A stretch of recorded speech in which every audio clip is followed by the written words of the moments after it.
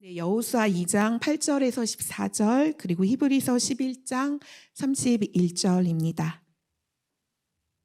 함께 8절부터 읽도록 하겠습니다. 또 그들이 눕기 전에 라합이 지붕에 올라가서 그들에게 이르러 말하되 여호와께서 이 땅을 너희에게 주신 줄을 내가 아노라. 우리가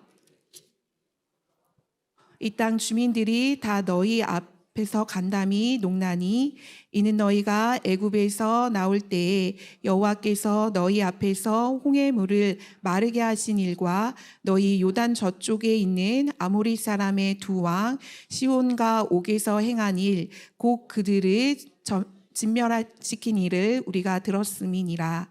우리가 듣자 곧 마음이 녹았고 너희로 말미암아 사람이 정신을 잃었나니 너희의 하나님 여호와는 위로는 하늘에서도 아래로는 땅에서도 하나님이시라. 그러므로 이제 청하노니 내가 너희를 선대하였은즉 너희도 내 아버지의 집을 선대하도록 여호와로 내게 맹세하고 내게 증표를 내라.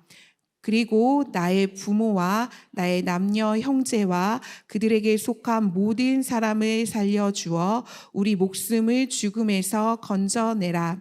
그 사람들이 그에게 이르되 내가 우리의 이 일을 누설하지 아니하면 우리의 목숨으로 너희를 대신할 것이요 여호와께서 우리에게 이 땅을 주실 때에는 인자하고 진실하게 너를 대우하리라. 라합이 그들을 히브리서 11장 32절입니다. 함께 읽도록 하겠습니다. 시작. 믿음으로 기생 라합은 그를 평안히 영접하였으므로 순종하지 아니한 자와 함께 멸망하지 아니하였도다. 아멘. 오늘 김이나 목사님이 우리에게 귀하고 또한 늘 성실하게 준비하시는 말씀으로 함께 은혜 받으시기를 바랍니다. 기도하시겠습니다. 하나님 감사합니다. 들려주실 말씀 기대합니다. 주시는 말씀이 생명이 되어서 우리의 삶에 그대로 펼쳐질 수 있도록 우리의 삶을 은혜로 인도하여 주시옵소서. 예수님의 이름으로 기도드리옵나이다. 아멘. 애굽을 떠나서 40년 광야 생활을 마친 이스라엘 백성들은 지금 하나님이 약속하신 가나안 입성을 목전에 두고 있습니다. 기억하고 계시죠? 40년 전에 모세가 가나안 입성을 앞두고 정탐꾼 12명을 가나안 땅에 들여보냈었습니다. 하나님께서 그 땅을 우리에게 주신다고 약속하셨으니 너희는 먼저 그곳에 들어가서 살펴보고 와라. 그래서 12명이 40일 동안 정탐하고 와서 뭐라고 했는가? 우린 그들 앞에 메뚜기다. 절대 들어갈 수 없다. 10명이 그렇게 보고를 했습니다. 그 얘기를 듣고 이스라엘 백성들이요 밤새도록 통곡하면서 하나님을 원망합니다. 왜 우리를 애굽에서 이끌어내서 죽게 하느냐? 차라리 광야에서 죽는 게 낫겠다. 그래서 하나님이 말씀하십니다. 그렇게도 광야에서 죽고 싶으냐? 그래, 너희 말이 내 귀에 들린 대로 해줄게. 원대로 해줄게. 그래서 40년을 방황하게 하시면서 출애굽 1세대, 원망하고 불평했던 모든 세대를 다 광야에서 죽게 하셨습니다. 딱 2명, 여호수아와 갈렙만 빼놓고요. 여호수아와 갈렙이 누군가? 그들은 12명의 정탐꾼들 중에 2명으로 그들은 정탐 후에 말했습니다. 하나님이 우리와 함께 하시면 그들은 우리의 밥이다. 가자. 그러나 다수에 밀려서 이들의 보고와 주장은 묵살당했습니다. 오늘 본문 여호수아 2장은요. 광야 40년의 방황을 끝내고 또다시 가나안 입성을 목전에 두고 모세의 후계자 여호수아가 가나안의 관문 여리고 성으로 정탐꾼을 보냅니다. 이번에는요. 딱 2명을 보냅니다. 2명. 많은 사람이 본다고 제대로 보는 게 아니더라. 하나님의 관점과 하나님의 시선을 갖고 하나님을 신뢰하는 믿음의 사람 2명이면 된다. 그런 생각이 아니었을까요? 저와 우리 성도님들이 바로 그 하나님을 신뢰하는 믿음의 사람이 되었으면 좋겠습니다. 이렇게 여호수아의 지령을 받고 여리고에 잠입해 들어간 2명의 정탐꾼은 제일 먼저 라합이라는 기생 창녀의 집으로 들어갑니다. 거기는 아무래도 숙박이 가능했고 또 여러 사람들이 드나드니까 여리고성의 군사적인 정보를 또 얻거나 민심을 파악하기에 좀 좋았던 것 같습니다. 근데 이 정탐꾼들이 라합의 집에 들어간 걸 누가 봤나 봐요. 여리고 왕에게 보고가 됐습니다. 아마도 이스라엘이 여리고 근처에 도달했다는 게 알려지면서 여리고도 긴장하고 또 이스라엘의 동태를 주시하고 있었던 것 같습니다. 그 보고에 여리고 왕이 직접 라합에게 전가를 보냅니다. 뭐라고 보내는가? 너의 집에 들어간 그 사람들을 끌어내라. 그들은 스파이다. 근데요, 그때는 이미 라합이 2사람을요 숨겨놨어요. 지붕 위에 숨겨놨어요. 그리고 이 왕의 명령에 대해서 라합이 뭐라고 했는가? 예, 맞습니다. 그들이 제 집에 들어왔습니다. 하지만 나는 그들이 어떤 사람인지 몰랐고 그래서 신고하지 않았습니다. 근데 지금 그들은 이미 제 집을 떠났습니다. 지금이라도 얼른 빨리 달려가면 잡을 수 있을 겁니다. 라합은요, 왕의 명령에 거짓말로 응합니다. 자신의 분명한 의지로 정탐꾼들을 선택하고 왕을 버려요. 자신이 속한 공동체와 종족을 버립니다. 만일 군인들이 집이라도 수색하면, 그래서 발각되면 라합은 물론 그의 온 집은 멸문지화, 모두 다 끔찍하게 국가전복죄, 반역죄로 죽습니다.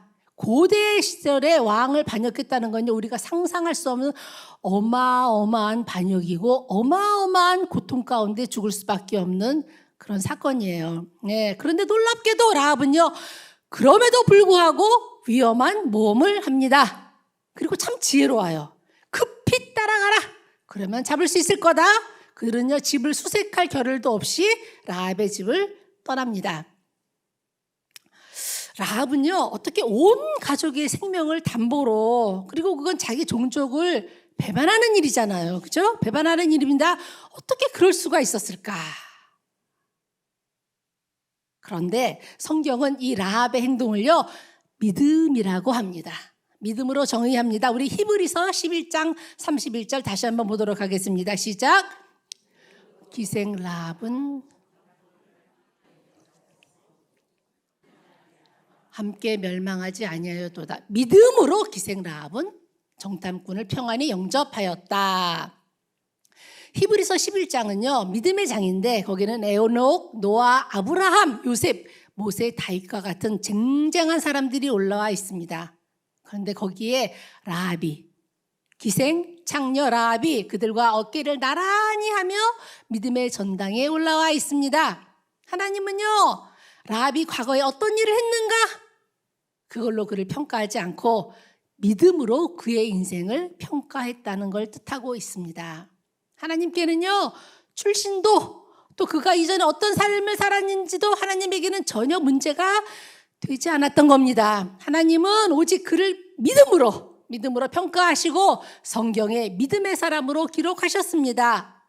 그래서 오늘도 우리에게는 소망이 있습니다.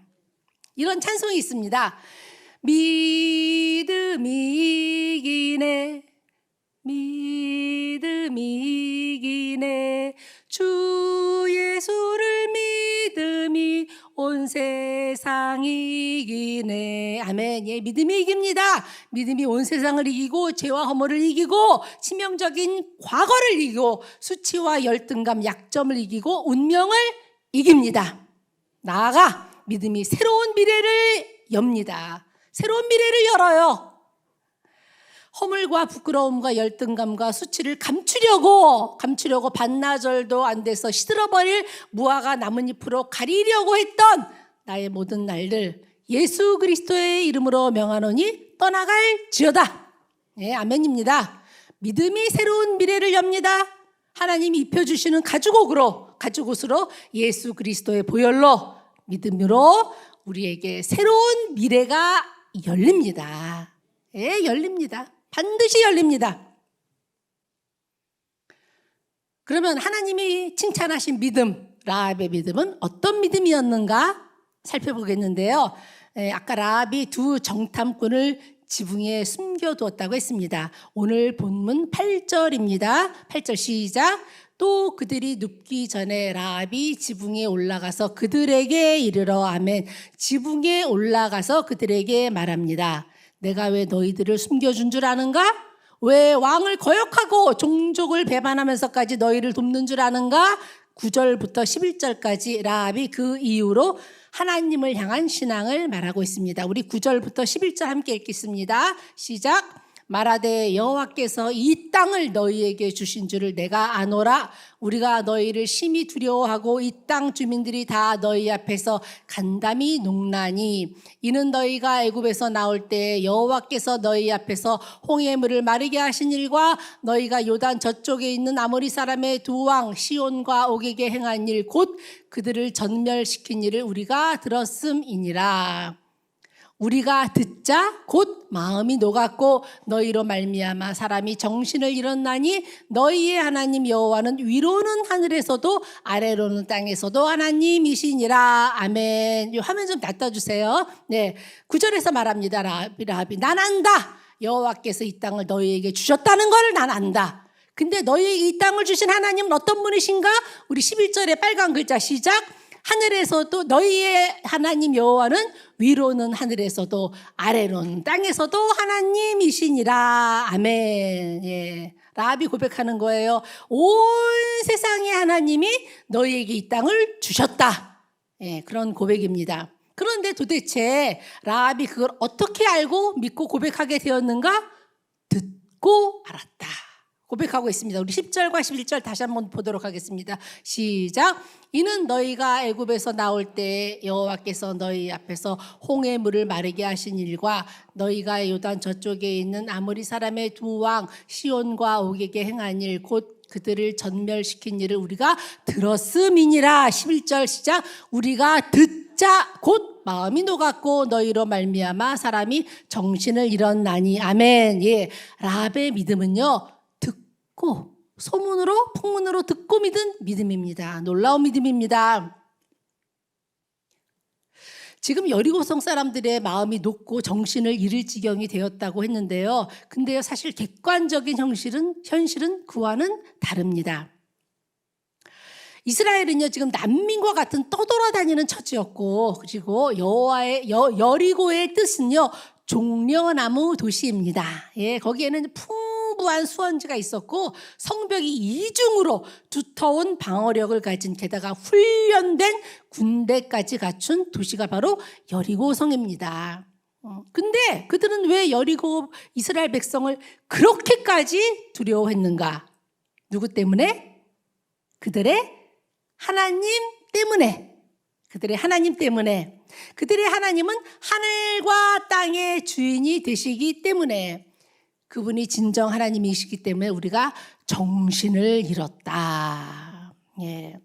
근데 또 이상한 건요, 오늘 본문에서도 그렇지만 여리고 백성들이 다 지금 그들의 하나님을 두려워하고 있었어요. 다 두려워하고 있다고 그랬거든요. 그런데 왜 하나님은 그 가운데 라합만 구원하셨을까? 라합만 두려워한 게 아니라 여리고성의 모든 사람들이 다 하나님을 두려워했다고 했어요. 그들을 다 구원하셨어야 했을 것 같은데 왜 라합만 구원하셨을까? 다 우리도 그러잖아요. 하늘 두려워하는 줄 알아라고 그러잖아요. 믿지 않는 분들도. 예. 지금 다 두려워하고 있어요. 예. 하나님을. 왜 그런데 하나님이 라합만 구원하셨는가? 하나님이 라합에게만 믿음을 보셨기 때문입니다. 모두가 두려워했지만 하나님을 향한 구원받을 만한 믿음은 오직 라합에게만 있었습니다. 우리 확인해 보겠습니다. 9절 상반절 시작. 말하되 여호와께서 이 땅을 너희에게 주신 줄을 내가 아노라. 우리가 다 두려워했다고 했어요. 그런데 누구 말하는가? 내가 아노라. 내가 믿노라. 본문 어디에도 여리고 백성들이 하나님을 안다는 말이 없어요. 하나님을 믿는다는 말이 없어요. 그들은 그저 두려워 떨 뿐 하나님이 하나님이시라는 믿음은 있다는 말이 없습니다. 그런데 라합은요, 분명하게 신앙을 고백합니다. 내가 아노라, 나는 믿노라.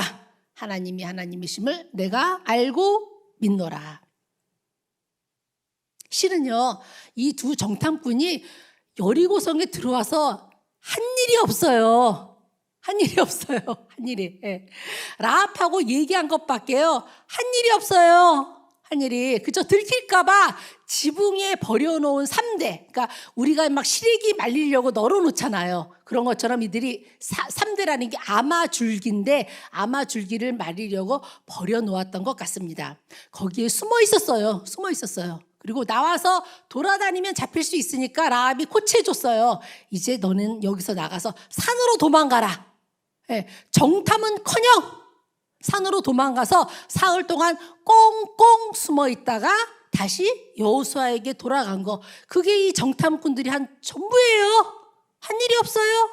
정탐은커녕 꽁꽁 숨어 있다가 산으로 가서 꽁꽁 숨어 있다가 돌아갔습니다. 그리고 사실 여리고가 무너질 때 이스라엘 백성들은요, 여리고 성에 손도 대지 않았어요. 전투도 없었어요. 하나님의 명령을 따라서 6일 동안 여리고를 돌고 7일째 함성을 질렀을 때 하나님이 무너뜨려 주셨습니다. 그러니까 하나님은요, 여리고성을 무너뜨리실 때 이스라엘이 손 하나 까딱하게 하지 않으셨어요. 네, 이스라엘은요, 어떤 정보도 필요하지 않았습니다. 정보도 없었어요. 그런데 도대체 하나님은 왜 이 정탐꾼들을 여리고성에 가게 하셨는가? 왜냐? 하나님은 여리고성에 있는 라합에게서 구원받을 만한 믿음이 있는 것을 보시고, 그래서 그를 구원하시려고 정탐꾼을 보내셨습니다. 라합의 믿음은요, 이스라엘 백성에게도 없는 믿음이었어요. 예. 이스라엘 백성들은요, 하나님이 베풀어 주신 기적으로 애굽을 나왔습니다. 그리고 출애굽 이후에 광야 40년의 시간 동안 하나님의 놀라운 기적과 기사를 눈으로 봤습니다. 홍해가 갈라진 것도 봤고 직접 그 홍해 밑을 직접 두 발로 바다 한가운데를 걸었습니다. 하늘에서 내리는 만나와 메추라기를 40년 동안 먹었고 반석에서 터진 물을 마셨고 불기둥과 구름기둥으로 눈으로 보며 길을 걸었습니다. 그런데 그렇게 그들은요, 살아계신 하나님의 위대하심을 눈으로 직접 보고 삶으로 경험했지만 하나님을 온전히 믿지 못했고, 그래서 그들의 입에는 늘 뭐가 있었죠? 불평과 원망이 끊이질 않았습니다. 끊이질 않았어요. 불신앙입니다. 아무리 믿는다고 해도 불평과 원망이 끊이지 않는다는 것은요, 믿음이 없다는 증거입니다. 성경은 그들이 광야 시절 내내 하나님을 10번이나 시험했다고 말합니다. 10번이나 시험했다. 여기서 10번이라는 말은 한 번, 두 번, 세 번, 네 번 이게 아니라 끊임없이 계속적으로 그랬다는 뜻입니다. 많은 사람들이 보여주면 믿겠다, 이해가 되면 믿겠다고 하는데요. 아닙니다. 이스라엘 백성들을 보면 알 수 있습니다. 믿음은요, 보이는 걸 뛰어넘고 사실, 정보, 지식을 뛰어넘는 겁니다. 그래서 믿음은 선택입니다. 선택이요. 믿기로 선택하는 거예요. 믿기로 선택하면, 그러면 또 보여주십니다. 보입니다. 라합의 구원받을 만한 믿음, 보지 않고 듣고 믿었다. 다른 이들은 듣고 두려워할 뿐이었지만 라합은 고백합니다. 이 하나님을 내가 아노라, 내가 믿노라. 입술만의 고백이 아니었어요. 단지 입술만의 고백이 아니었고 그 고백에 자신은 물론 온 가족의 생명까지도 걸었습니다. 생명을 담보로 하는 믿음. 내가 죽으면 죽으리로다. 내가 이 길로 가면 망한다 할지라도 나는 하나님의 말씀에 믿음의 생명을 걸겠습니다. 저도 그리고 우리 모든 성도님들도 그 믿음을 회복하게 되시기를 주님의 이름으로 축원합니다.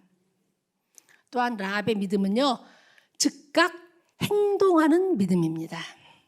라합은 정탐꾼들에게 말합니다. 내가 생명을 걸고 너희를 선대하였으니 너희가 여리고에 들어올 때 나와 내 집에 속한 모든 사람들을 선하게 대하라.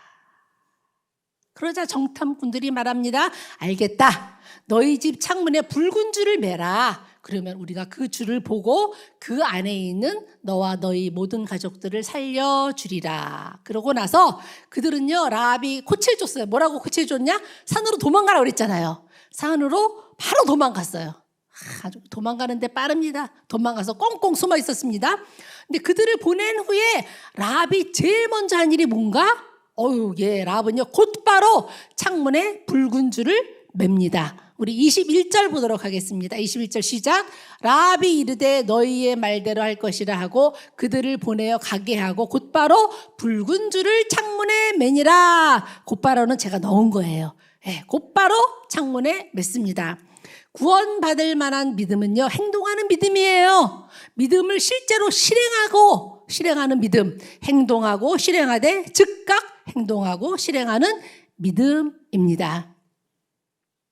정탐꾼들은 일단 산속에 들어가서 사흘 지냈거든요. 사흘 지냈습니다. 그리고 이스라엘 백성들 수많은 무리가 아직 요단강도 건너지 않았어요. 요단강도 건너지 않았습니다.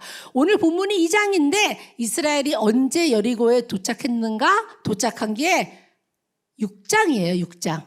6장에서 여리고가 무너집니다. 라합이 거기까지는 알지 못했지만 그리고 숨 좀 돌릴 수도 있었는데 라합은 곧바로 붉은 줄을 매답니다.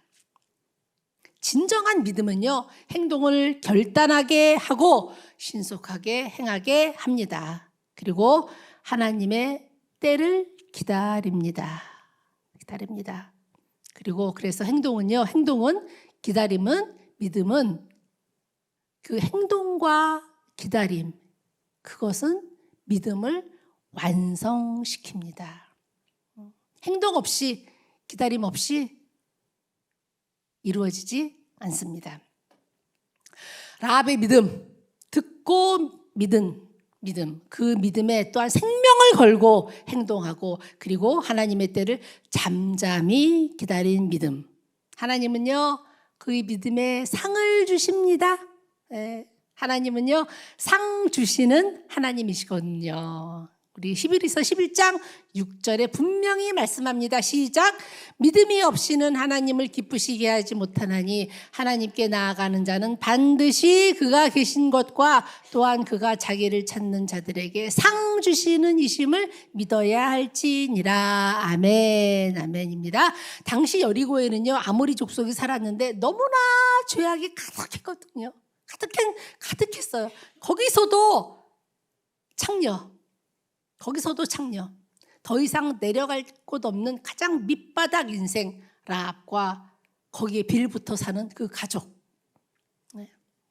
그런데 라합으로 인해서 라합과 그의 가문은요, 생명만 건졌을 뿐만 아니라 운명이 바뀝니다. 운명이 바뀌어요. 한 사람의 믿음의 결단, 생명을 건 믿음의 결단으로요, 그 집안의 운명이 바뀌어요.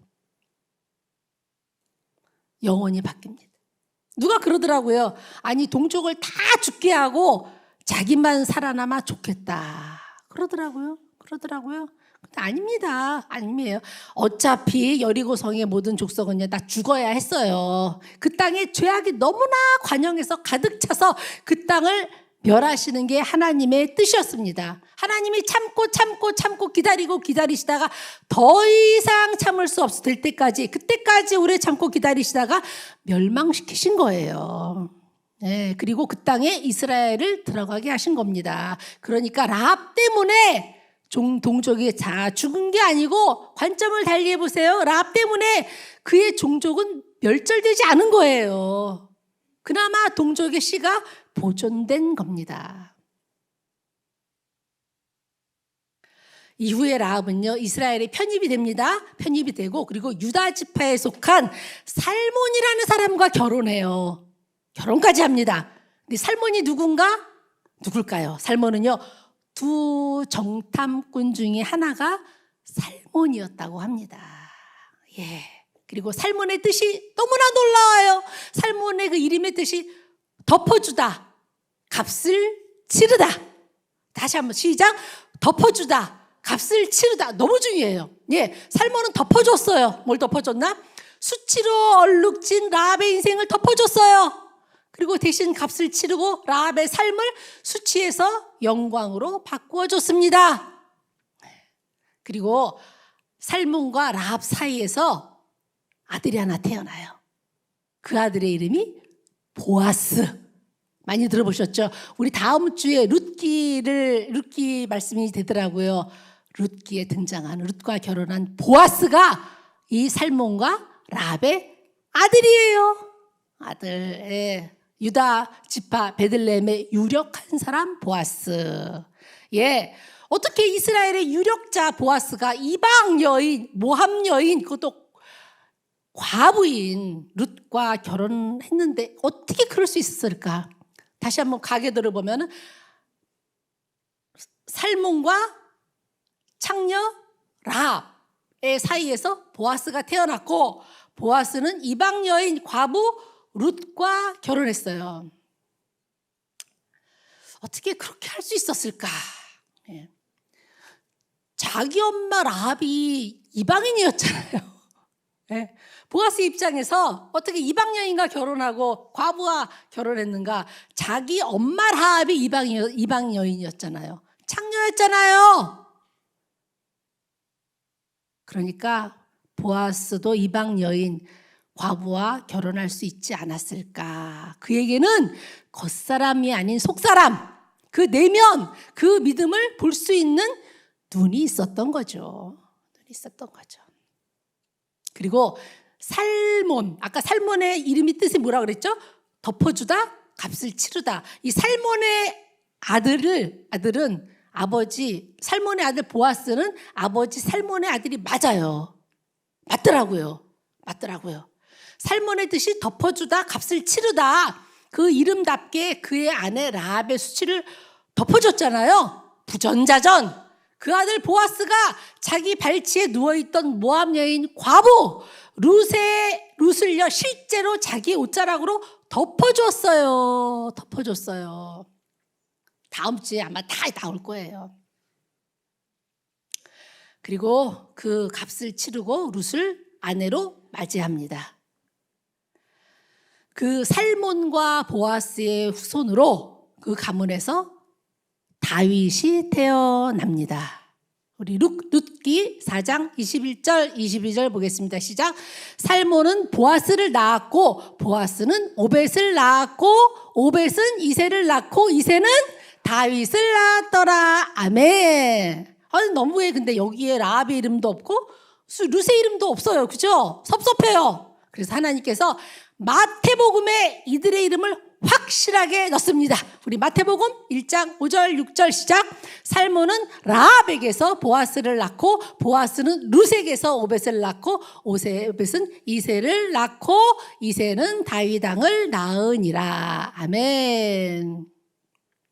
그리고 다윗의 후손 예수 그리스도께서 오셨고 예수님은 그의 조상인 살몬 보아스가 다 예수님의 조상이잖아요. 예, 그의 조상인 살몬이 그리고 보아스가 아내의 허물을 다 덮어주고 수치를 영광으로 역전시켜 주셨듯이 우리 주님 십자가에 달리시사 그 보혈로 우리의 모든 죄와 허물과 수치를 덮어주시고 우리의 인생을 역전시키시사 죄의 자녀에서 영광스러운 하나님의 자녀가 되게 하셨습니다. 하나님은요 우리의 출신을 보지 않으십니다.